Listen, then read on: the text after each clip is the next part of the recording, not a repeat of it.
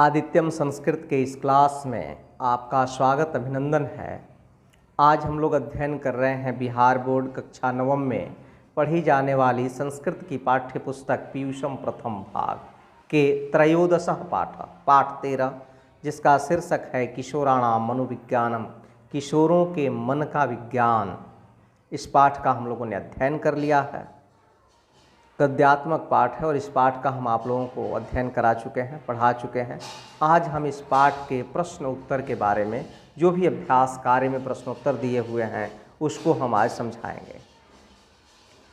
तो यदि आप इस चैनल पर नए हैं अवश्य सब्सक्राइब कर लें, और यह वीडियो अच्छा लगेगा तो लाइक कीजिएगा और अपने मित्रों को अवश्य शेयर कीजिएगा। अभ्यास मौखिक हमारा यहाँ से अभ्यास कार्य में आरंभ होता है और पहला प्रश्न है अधोलिखितानाम प्रश्नानाम उत्तरम वदत, नीचे लिखे गए प्रश्नों के उत्तर बोलिए। तो यहाँ क प्रश्न है प्रकृतेः नियमः कः, प्रकृति का नियम क्या है। तो उत्तर क्या लिख देंगे, प्रकृतेः नियमः परिवर्तनः, यानी प्रकृति का नियम क्या है, परिवर्तन। परिवर्तन प्रकृति का नियम है।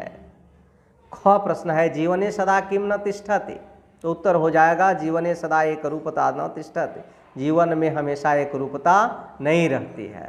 ग प्रश्न है अंतराले इति पदस्य कः अर्थ, अंतराल इस पद में क्या अर्थ है।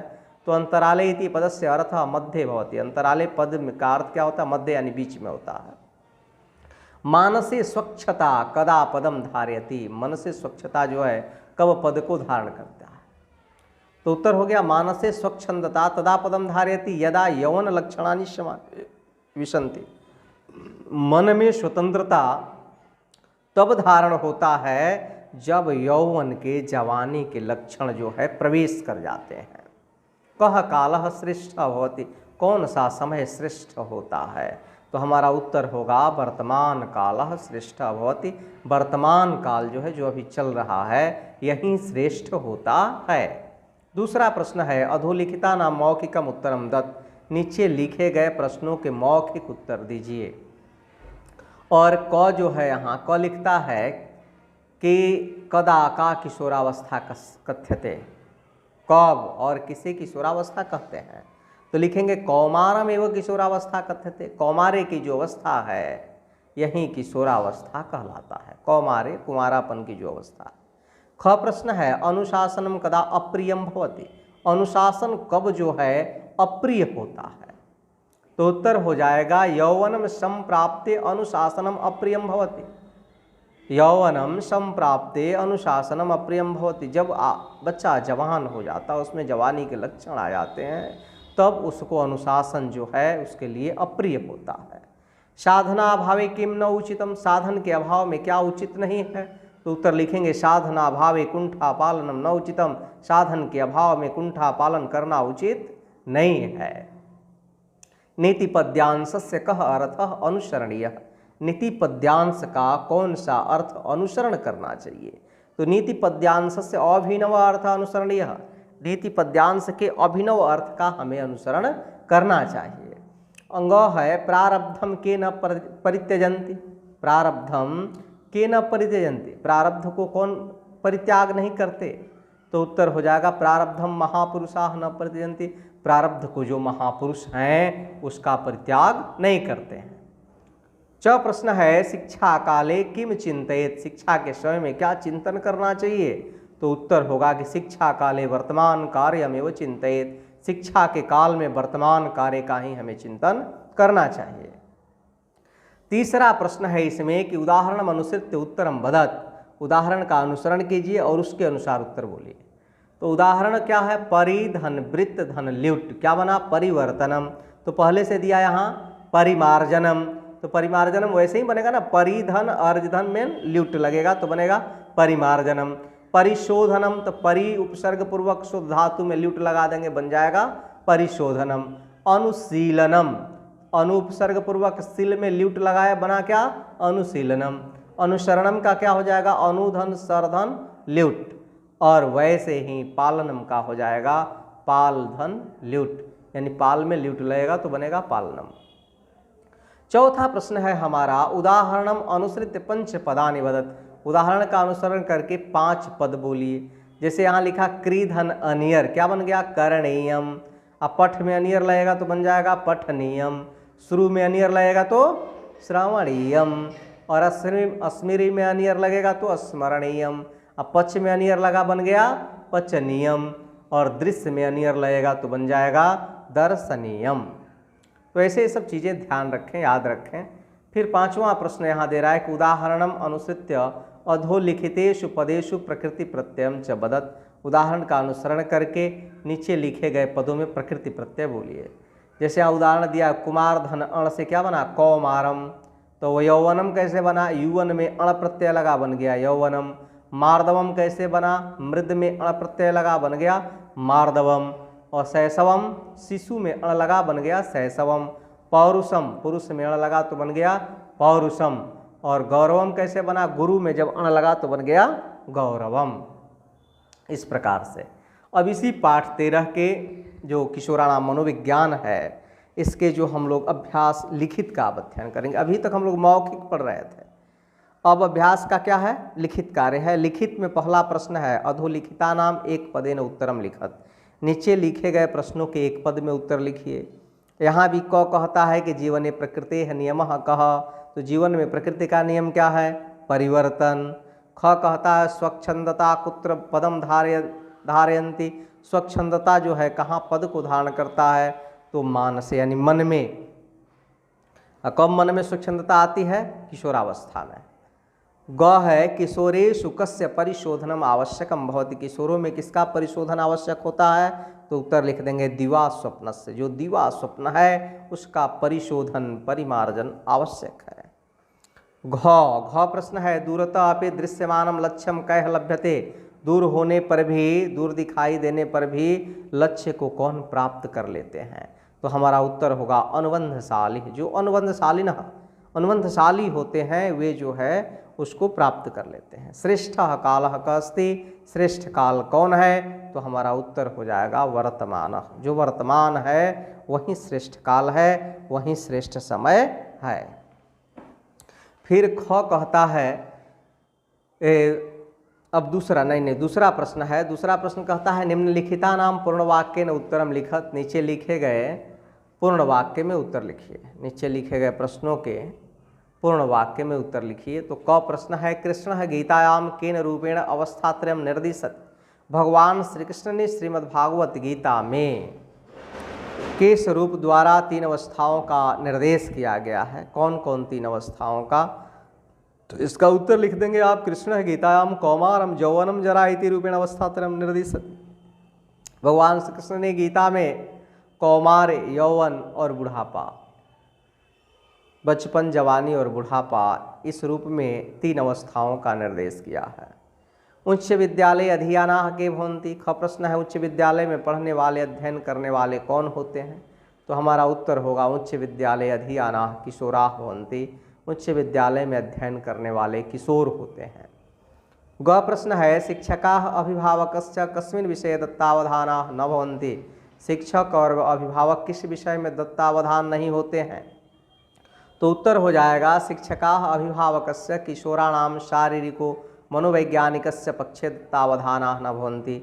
शिक्षक और अभिभावक किशोरों के शारीरिक और मनोवैज्ञानिक पक्ष में दत्तावधान नहीं होते हैं। घ प्रश्न है के स्वमित्राणि विकृतानि कुर्वन्ति। कौन अपने मित्रों को जो है विकृत कर देते हैं, तो उत्तर हो जाएगा संपन्न परिवारे पालिता किशोराः स्वमित्राणि विकृतानि कुर्वन्ति। संपन्न परिवार में पलने वाले किशोर अपने मित्रों को जो है विकृत कर देते हैं। अंगा प्रश्न है कथम स्व अभिलाषस्य पूर्णम श्रेयः। कैसे अपने अभिलाषा को पूरा करना श्रेयस्कर है, तो उत्तर हो जाएगा समाजे सुलभानाम साधनानाम उपयोगेन स्व अभिलाषस्य पूर्णम श्रेयः। समाज में सुलभ साधनों के उपयोग द्वारा अपने अभिलाषा को पूरा करना श्रेयस्कर है। च जो है प्रश्न है लक्ष्यम प्राप्तुम किम कर्तव्यम। लक्ष्य को प्राप्त क्यों करना चाहिए, तो उत्तर हो जाएगा लक्ष्यम प्राप्तुम महताम जनानाम जीवन चरितस्य अनुशीलनम अनुकरणम च कर्तव्यम। लक्ष्य को प्राप्त करने के लिए महान लोगों के जीवन चरित्र का अनुशीलन और अनुकरण करना चाहिए। 6 प्रश्न है हमारा कि किशोर जीवन से मंत्र द्वयम केम। किशोर जीवन के 2 मंत्र क्या हैं, तो उत्तर आप लिख देंगे कि किशोर जीवनस्य मंत्रद्वयं संकल्पस्य दृढ़ता दृष्टि है व्यापकता च। किशोर जीवन के दो मंत्र हैं, संकल्प की दृढ़ता होनी चाहिए, जो आप सोच लो कि हमको ये करना है मने करना चाहिए, और दृष्टि है व्यापकता, दृष्टि की व्यापकता होनी चाहिए कि आप जो संकल्प ले रहे हो वह कहाँ तक उचित है, हम उचित रास्ते पर ही जा रहे हैं। तीसरा अब प्रश्न हमारे सामने आ गया लिखित अभ्यास का, कहता है कि क स्तंभे दत्तानाम पदानाम समानार्थकम पदम ख स्तंभे दत्तम तो यथोचितम योजयत, कह रहा है कि जोड़िए। अभिप्रायवाची है, जैसे कौमारम का क्या हो गया किशोरावस्था, यौवनम का युवावस्था, तदानिम का तदा, स्वच्छंदता का स्वैरवृत्ति, अधुना का संप्रति और अंतराले का मध्य, एकदम समानार्थी शब्द हैं, समानार्थी पद हैं। चौथा प्रश्न है इसमें कि रेखांकित सर्वनाम पदानि केभ्यः प्रयुक्तानि सन्ति लिखत, जो रेखांकित सर्वनाम पद हैं वह किसके लिए प्रयुक्त हुए हैं लिखिए। जैसे क में लिखा कि बाल्यावस्था युवावस्था अंतराले च सा भवति, माने क्या हो, सा के स्थान पर क्या होगा किशोरावस्था, किशोरावस्था भवति। बाल्यावस्था और युवावस्था के बीच में कौन अवस्था होती है, किशोरावस्था। ख कहता है विद्यालय सामान्य शिक्षा क्रमेण ते परंपरागतम पाठम एवं अनुसरन्ते, तो विद्यालय के सामान्य शिक्षा क्रम द्वारा वे लोग, कौन लोग, तो किशोरा किशोर्याः च, किशोर और किशोरियाँ परंपरागत पाठों का अनुसरण करते हैं। तेषां महत्वाकांक्षां वर्धयन्ति, उनके महत्वाकांक्षा को बढ़ाते हैं, यानी संपन्न परिवारे पालिता किशोरा, संपन्न परिवार में पलने वाले किशोर महत्वाकांक्षा को क्या करते हैं, बढ़ाते हैं। घ है एते च स्वपरिवारम प्रति आक्रोश भावम प्रकटयन्ति, ये लोग अपने परिवार के प्रति आक्रोश भाव को प्रकट करते हैं, कौन, किशोराः, तो एते के स्थान पर क्या हो जाएगा किशोराः। अंग है तेषाम शारीरिको मनोवैज्ञानिकस्य पक्षम उपेक्षित अवस्था, उनके शारीरिक और मनोवैज्ञानिक पक्ष उपेक्षित हैं, किनके, तो उत्तर हो जाएगा छात्राणाम, छात्रों के शारीरिक और मनोवैज्ञानिक पक्ष उपेक्षित हैं। पांचवा प्रश्न है इसमें कि अधोलिखितम रेखांकित पदम अनुसृत्य प्रश्न निर्माणम करो, प्रश्न का निर्माण करना है। कृष्णः गीतायाम निर्दिशति, तो कृष्ण के स्थान पर क्या हो जाएगा कह, यानी कह गीतायाम निर्दिशति, प्रश्नवाचक बन जाएगा। ख कहता है कि तत्र कौमारम एवं किशोरावस्था कथ्यते, वहाँ कौमारे ही किशोरावस्था कहा जाता है, और तत्र के स्थान पर प्रश्नवाचक लगाना है, तो क्या लिख कर देंगे कुत्र, कुत्र कौमारम एवं किशोरावस्था कथ्यते। ग कहता है कि संप्रति एकम अपि कार्यम ताभि अलभ्यम न दृश्यते, आजकल एक भी काम जो है अलभ्य नहीं दिख रहा है, तो यहाँ ताभि के जगह पर क्या हो जाएगा का भी है। शिक्षा काले वर्तमान कार्यम एवं चिंतित, शिक्षा के समय वर्तमान काल का ही हमें चिंतन करना चाहिए, तो शिक्षा काले के स्थान पर प्रश्नवाचक बनाना होगा, तो लिख देंगे कदा, कदा वर्तमान कार्यम एवं चिंतित। किशोरैः स्वकीयम मूलम साधन जातम न विस्मरणीयम, किशोरों को अपने मूल साधन को का विस्मरण नहीं करना चाहिए, तो किशोरैः के स्थान पर प्रश्नवाचक पद हो जाएगा कैः, कैः स्वकीयम मूलम साधन जातम न विस्मरणीयम, ऐसे प्रश्नवाचक वाक्य बन जाएगा, पीछे प्रश्नवाचक चिन्ह लगा देंगे। छठा प्रश्न है इसका कि अधोलिखितानाम अव्यय पदानाम सहायता रिक्त स्थानानि पूरयत, ये अव्यय पद जो है दिए हुए हैं, रिक्त स्थान में भर देना है। क है जैसे कि बाल लक्षणम, रिक्त स्थान परुषताम प्राप्नोति, तो इसमें क्या भर देंगे सनय, सनय। ख किशोरियो अपि स्वाभिलाषम पूरयितुम, रिक्त स्थान है क्षमा हसंती, तो इसमें क्या हो जाएगा अधुना, मैंने भर भी दिया।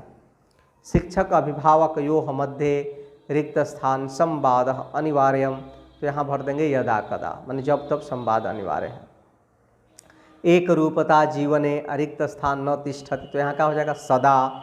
अंग हो गया किशोराणाम सा रिक्त स्थान कथा वर्तते, तो यहाँ हो जाएगा एव। अब सातवां प्रश्न है यहाँ संधि विच्छेदम वाकुरुत, संधि या संधि विच्छेद कीजिए, तो यहाँ दिया प्रकृतेः धन नियमः, क्या बन जाएगा प्रकृतेर नियमः। सैव, सैव का हो जाएगा संधि विच्छेद करना है तो सधन एव। फिर दिया तावत धन मार्दवम, क्या बन जाएगा तावन मार्दवम। किशोरैः, किशोरैर भवितव्यम, तो यहाँ विच्छेद हो जाएगा किशोरैः धन भवितव्यम। पक्षो उपेक्षितो है, पक्षा उपेक्षितो, ऐसे बन जाएगा। सो उद्देश्यताम, तो यहाँ विच्छेद हो जाएगा इसका साधन उद्देश्यताम। कृष्णो गीतायाम, तो अलग अलग करके लिख देंगे कृष्ण धन गीतायाम। जीवने धन अवस्थात्रयम, एक साथ संधि हो जाएगा जीवने अवस्थात्रयम। झ है किशोर्य धन अपि, तो बन जाएगा किशोर्यो अपि।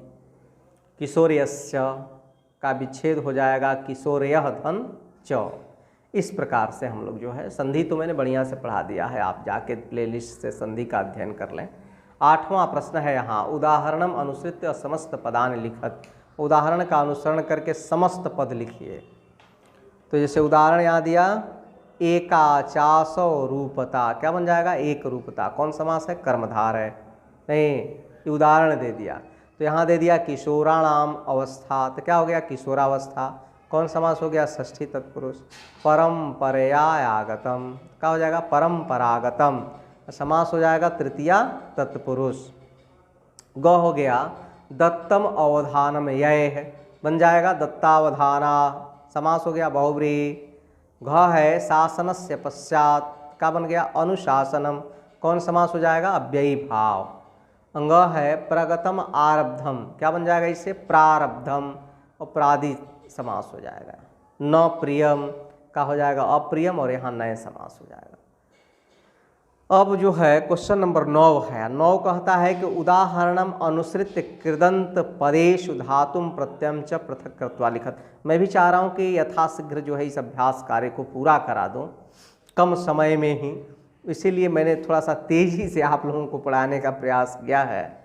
तो उदाहरण का अनुसरण करके कृदंत पदों में धातु और प्रत्यय को अलग अलग करके लिखना है। इसमें उदाहरण है यहाँ आगतम, आ उपसर्ग पूर्वक गम धातु में कत प्रत्यय लगा, क्या बन गया आगतम, या आगतम का प्रकृति प्रत्यय अलग अलग हो गया। ठीक वैसे ही उपेक्षित में उप उपसर्ग है, इच्छ धातु है, कत प्रत्यय होगा। अनिवार्य हमें अनुपसर्ग है, वार में घय लगेगा तो बन जाएगा अनिवार्य। कर्तव्यम में क्री धातु में तब्यत लगता है तो बनता है कर्तव्यम। पुरैतुम में प्री धनणिच धन तुमुन से बनेगा पुरैतुम। दृश्यमानम में दृश्य धातु में सानच लगेगा। जातम में जन धातु में कत प्रत्यय लगेगा। अवधेय में अव उपसर्ग पूर्वक धा धातु में यत लगेगा। और काम्यम में काम में यत लगेगा तो बन जाएगा काम्यम। और फिर अंत में आ गया 10 और ये अंतिम प्रश्न है इस जो है पाठ का। और यहाँ लिखा अधोलिखित श्लोकांशस्य भावार्थम लिखत। नीचे लिखे गए श्लोक के अंश का भाव सहित अर्थ लिखें। यहाँ एक पद दिया है, लिखता है दैवम निहत्य कुरु पौरुषम आत्मशक्तया यत्ने कृते यदि न सिद्धयति कोऽत्र दोषः। मैंने पढ़ाया इसको पाठ में भी। इसका अर्थ हो जाएगा कि भाग्य को छोड़कर अपनी शक्ति के अनुसार परिश्रम करना चाहिए। परिश्रम करने पर भी यदि फल की प्राप्ति नहीं होती हो तो देखना चाहिए कि परिश्रम करने में क्या और कौन सा दोष हुआ है। तो हम लोग जो है पाठ 13 किशोराणाम मनोविज्ञानम का भी अध्ययन कर लिए। अब सिर्फ 2 पाठ बच गए हैं और उन 2 पाठों के अभ्यास कार्य को भी मैं यथाशीघ्र पूर्ण कराऊंगा। मेरी बात का जरूर ध्यान दीजिए। आप लोग 9वीं कक्षा में जितने पढ़ने वाले छात्र हैं उन्हें भी यह वीडियो अवश्य शेयर कीजिए। बहुत बहुत धन्यवाद, शुभकामनाएं।